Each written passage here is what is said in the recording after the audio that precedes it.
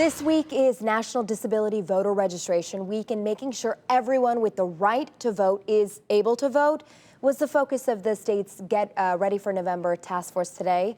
News 5's John Cossack joining us live. John, the number of people who fall into that category is fairly large. Ohio is a state of 11.7 million people. 1.7 million of them home identify as having a disability. And when it comes to voting, they just want to be treated the same as others. Ohio Secretary of State Frank LaRose has been on the job now for just over a year and a half, and he says there's one thing that has never ceased to amaze him. There seems to be an incredible capacity for creativity when it comes to inventing myths and rumors and urban legends about voting. The state's director of the Department of Developmental Disabilities says that is especially true when it comes to those with developmental disabilities and voting. For our population, it has been a challenge over the years for a variety of reasons, right? It might be that lack of ability, lack of awareness. There may have been barriers put in place that were intentional, right?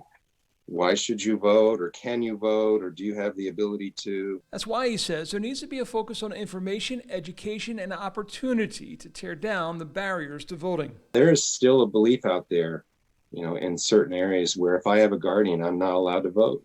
Well, that's not true. That's a myth, right? And so you overcome those myths and you give people those opportunities. And in the dialogue this day, the task force actually found itself coming up with a possible solution to a problem right in front of its face. The state will need 35,000 poll workers in 16 weeks, and why not turn to those with disabilities, especially those recently disabled and going through training to help meet that need. So even though this may be 1 or 2 days where they're actually doing this type of work, we look for something that is more permanent from a career, but as someone is going through that journey, they need to have experiences.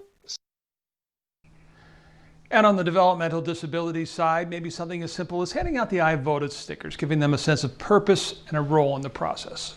And John, Cleveland is already playing a role in this area. Yeah, this was something I really wasn't even aware of until this meeting today. But when you call the hotline at the Secretary of State's office, you're actually reaching a call center that is staffed by Ohioans who are visually impaired. It's part of a partnership with the Cleveland Sight Center. Again, Frank LaRose saying they're not only talking the talk, but walking the walk.